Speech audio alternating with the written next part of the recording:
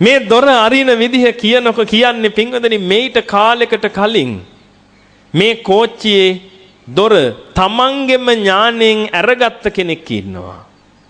ආන්නේ කෙනා හෝ ඒ කෙනාගෙන් ඒ ක්‍රමේ අහගෙන කෝච්චියෙන් එළියට පැනගත් අය තමයි අර ස්පීකර් එකෙන් කතා කර කියන්නේ දොර අරින විදිහ.